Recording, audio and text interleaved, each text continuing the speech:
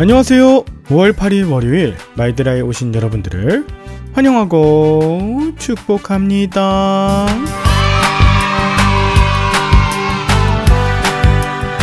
오늘은 어버이날입니다.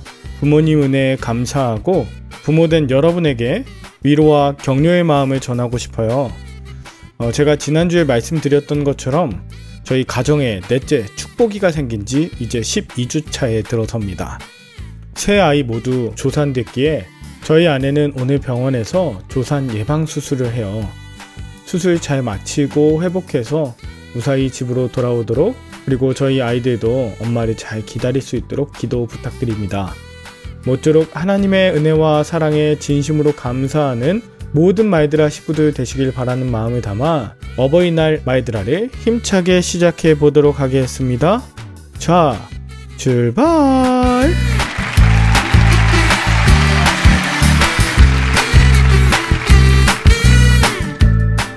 오늘은 사무엘상 11장입니다. 지난주 금요일에 사무엘을 통해 비밀리의 왕으로 선택받은 사울이 하나님의 영으로 감동되고 준비되자 사무엘은 백성들을 미스바로 불러서 공식적으로 사울을 왕으로 뽑았죠.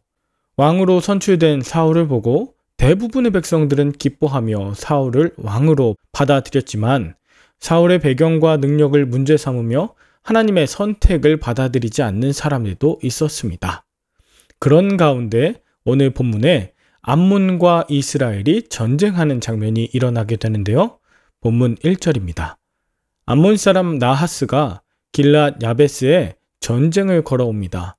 길랏 야베스는 요단 동편에 있는 길랏 지역 성읍인데 사사기에서 보듯이 요단 동편과 서편 사이에는 갈등이 있었죠. 그리고 하나의 공동체라는 의식도 약했습니다. 게다가 지금은 이스라엘이 사울 중심의 왕정으로 채 정립되기도 전에 이런 위기가 찾아왔던 거예요. 야베스의 장로들은 싸워볼 생각도 할 수 없었고 항복하겠다고 했지만 암몬의 나하스는 이스라엘의 오른쪽 눈을 다 빼버리겠다며 조롱하고 모욕하다가 마침내 이스라엘 사람들을 다 죽이려고 했습니다. 이런 아하스의 엄청난 위협 앞에 야베스의 장로들은 일주일만 시간을 달라며 만약 이스라엘 전 지역에 전령을 보내 자신들을 위해 싸울 구원자를 찾지 못하면 항복하겠다고 약속하죠. 그리고 놀랍게도 이 제안을 암몬의 나하스가 받아들입니다. 그 정도로 이스라엘이 약했고 또 하나 되지 못하는 상황이었기 때문에 온 이스라엘 군사를 다 모으더라도 암몬의 상대가 되지 않을 거라는 판단 때문이었죠. 이런 길랏 야베스의 소식이 기브아에 있는 사울에게도 전해집니다. 5절에 보면 마침이라는 단어가 나오는데요. 여러분, 마침은 하나님의 때입니다.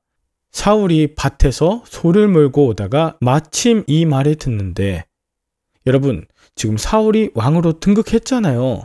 그런데 그는 원래 자신이 하던 일, 즉 밭에 가다가 소를 몰고 집으로 돌아오는 길에 다른 사람으로부터 이 이야기를 전달해 들었습니다. 그런 그가 이 말을 들을 때 하나님의 영이 그에게 강하게 임하였고 사울은 엄청나게 분노하게 됩니다. 사울은 암몬의 나하스의 오만, 야베스가 당한 수치, 더 나아가 이스라엘 백성의 고난을 참을 수 없었던 것입니다. 사울은 하나님의 약속대로 이스라엘을 구원할 왕이 되어 야베스의 울음을 구원의 기쁨으로 전환시킬 마침이 된 것입니다. 인간적으로 보면 이때는 이스라엘이 무너질 수 있는 위기로 보이나 하나님의 능력 안에서 이스라엘 왕정이 확립될 수 있는 기회가 되고 있습니다. 여러분, 이런 엄청난 위기와 치욕스러운 사건, 내가 직접 경험하는 어려움과 중보의 제목들 있으십니까? 오늘 말씀 안에서 여러분들 앞에 있는 그 위기가 기회로 바뀌어주시길 축원합니다. 그것이 가능하게 했던 건 다름 아닌 하나님의 영, 즉 성령이었어요. 하나님의 영이 사울에게 임하자 거룩한 분노, 또 다른 일을 위하는 분노, 하나님의 명예를 회복시키기 위한 이 분노에 사로잡힌 사울은 이스라엘 전 지역에 각든 소를 보내면서 강제 소집 명령을 내려요. 만약 소집에 응하지 않으면 이스라엘의 모든 소들이 이 각든 소처럼 될 것이라고 하면서 말이죠. 사울의 소집 명령에 백성들이 모였는데요. 30만 명이나 모였습니다. 이건 전례 없는 일이에요. 하나님께서 사울의 말에 권위를 허락하시고 이스라엘 백성들이 사울의 말에 두려움 가운데 받도록 하지 않으셨다면 30만 명 모이는 건 결코 불가능한 일이었어요. 그러나 백성들은 싸우기도 전에 구원을 확신했고 그들의 확신대로 암몬을 완전히 물리치고 흩어버립니다. 왕이 여호와의 영에 감동되어 순종할 때에 이스라엘 백성들 역시 담대하게 전쟁에서 승리할 수 있었던 것이죠. 여러분, 성령에 충만하여 사는 하나님 나라 백성들을 감당할 그런 세상 권력은 없습니다. 하나님의 영은 지금도 부당한 압제와 착취를 당하는 불의한 상황에 우리를 동참시키시고 하나님을 두려워하는 지도자를 통해 구원 역사를 일으켜 가시는 분이심을 믿으시기 바랍니다. 이렇게 암몬을 상대로 대승을 거둔 사울은 이전에 자신이 왕됨을 반대하던 이들에게 복수하지 않았습니다. 자신이 다른 나라의 왕들처럼 힘으로 백성들을 굴복시키는 것이 아닌 바로 하나님의 말씀과 권위 앞에 스스로 순종하는 백성이 되는 걸 원했기 때문이죠. 더불어 사울은 자신도 늘 반대와 비판을 받을 수밖에 없는 미약한 존재임을 인정했습니다. 하나님의 영이 아니면 한낱 보잘것없는 인간이라는 걸 저와 여러분들도 잊지 않으시길 바라요. 이후 사울이 모든 백성들의 지지를 받게 되자 사무엘은 길갈로 가서 사울을 정식으로 왕으로 세웁니다. 이제 사울이 이스라엘의 왕이 되었고 모든 백성은 왕의 탄생을 기뻐하였습니다.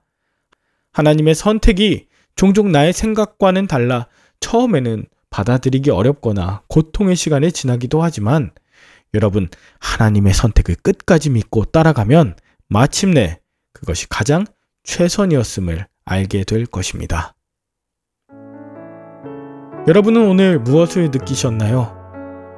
나를 엄습하는 두려움의 존재, 즉 암몬과 같은 것은 무엇이며 그 두려움 가운데 나는 어떻게 행동했나요?